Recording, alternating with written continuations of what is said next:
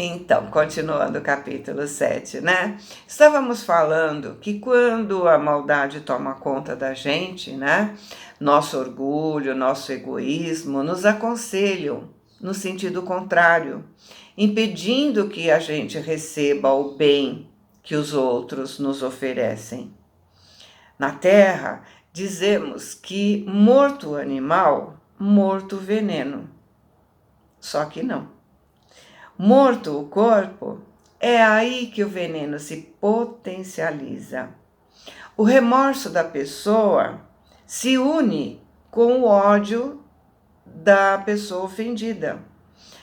Ódio esse que se irradia e encontra a pessoa que paralisa. E muitas vezes essas vítimas não aceitam perdoar.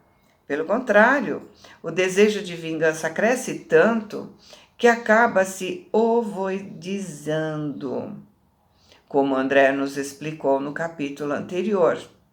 Perdem a capacidade de se manter em equilíbrio e atuam sobre a pessoa objeto de sua vingança e continuam no plano espiritual, como é o caso que André nos deu como exemplo. Continuando, o instrutor fez ligeira pausa na narrativa e continuou. Exonerada dos vínculos carnais, viu-se perseguida pelas vítimas de outros tempos, anulando sua capacidade de iniciativa em virtude das emissões vibratórias do próprio medo perturbador.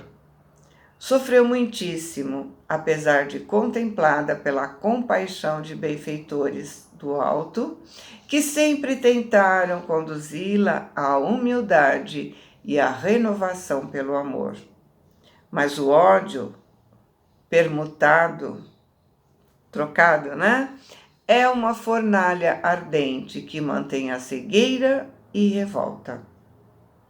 Desencarnado o esposo, veio semilouco encontrá-la no mesmo invencível abatimento, incapaz de socorrê-la em vista das próprias dores que o constrangiam a difíceis retificações.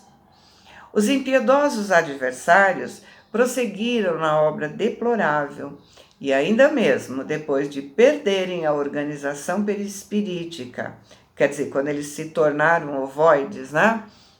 Aderiram a ela, com os princípios de matéria mental em que eles se revestiam.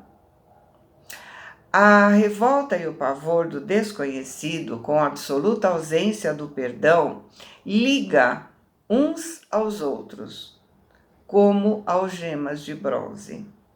A infeliz perseguida, na posição em que se encontra, não os vê, não os apalpa, mas sente sua presença e ouve suas vozes, através de inconfundível acústica da consciência. Vive atormentada, sem direção, tem o comportamento de um ser quase irresponsável. A infortunada criatura não parecia registrar as informações ditas ali em voz alta e que lhe diziam respeito. Pedia amedrontada pelo auxílio do companheiro. Eu me valia ainda da oportunidade para algumas indagações. Diante do quadro comovedor, como encarar a solução? Desfechei a pergunta direta. Gúbio, todavia, observou muito calmo. Gastaríamos tempo. A perturbação vem de inesperado. Instala-se à pressa. Entretanto, retira-se muito devagar. Aguardemos a obra paciente dos dias.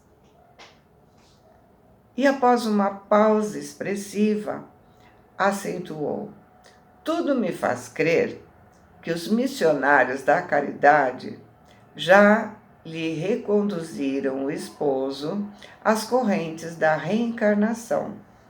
E é de supor que essa irmã se ache em vias de seguir suas pegadas a breve tempo.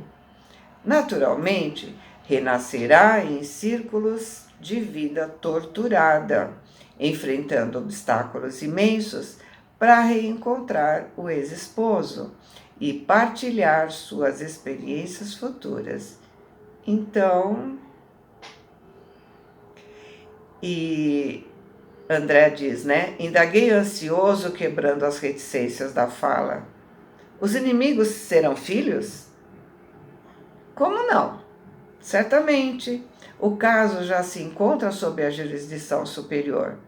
Essa mulher retornará à carne, seguida pelas mentes dos adversários que aguardarão junto dela o tempo de imersão nos fluidos terrestres.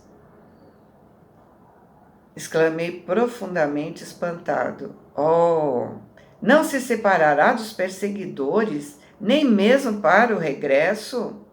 Tenho acompanhado reencarnações que invariavelmente se fazem seguidas de cautelas especiais.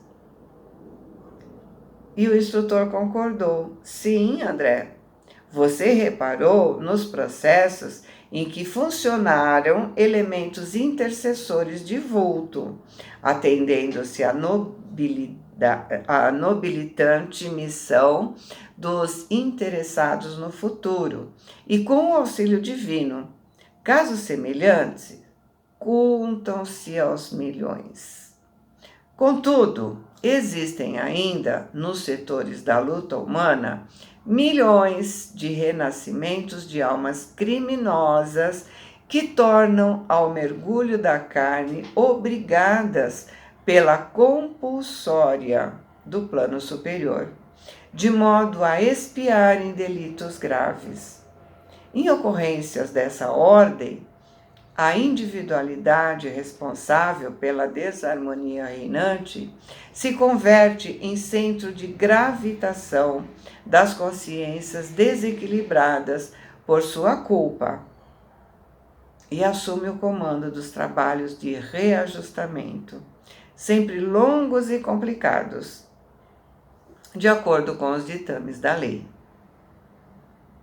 Ou seja, quem provocou o desajuste se torna o centro do reajuste, se torna responsável pelo reajuste. E é sempre um processo longo e complicado. E Gúbio, compreendendo o meu assombro, considerou: por que a estranheza? Os princípios de atração governam o universo inteiro. Nos sistemas planetários e nos sistemas atômicos, vemos o núcleo e os satélites. Na vida espiritual, os ascendentes essenciais não diferem. Se os bons representam o centro de atenção dos espíritos, que se afinizam pelos ideais e tendências, os grandes delinquentes se transformam em núcleos magnéticos da mente que extraviaram da senda reta, em obediência a eles. Elevamos com aqueles que amamos e redimimos ou rebaixamos com aqueles que perseguimos e odiamos. As afirmativas me inspiravam profundos pensamentos quanto à grandeza das leis que regem a vida, e atento à meditação daquele instante, evitei novas perguntas. O instrutor acariciou a fronte da criatura desventurada, envolvendo-a intencionalmente numa bênção de fluidos divinos, e acrescentou: pobre irmã, que o céu a fortaleça na jornada que vai empreender, seguida de perto pela influência dos seres que com ela se projetaram no abismo mental do ódio, ter a infância dolorosa e sombria, pelos pesares desconhecidos que se acumularão incompreensivelmente. na sua vida opressa. Conhecerá enfermidades de diagnose impossível, por enquanto, no quadro dos conhecimentos humanos, por se originarem da persistente e invisível atuação dos inimigos de outra época. Ou seja, ela vai ter aquelas doenças que as crianças têm e os médicos não conseguem saber o que é, porque é doença da alma. Terá a mocidade torturada por sonhos de maternidade e não repousará intimamente enquanto não beijar no próprio colo os 3 adversários convertidos então em filhinhos tenros de sua ternura sedenta de paz.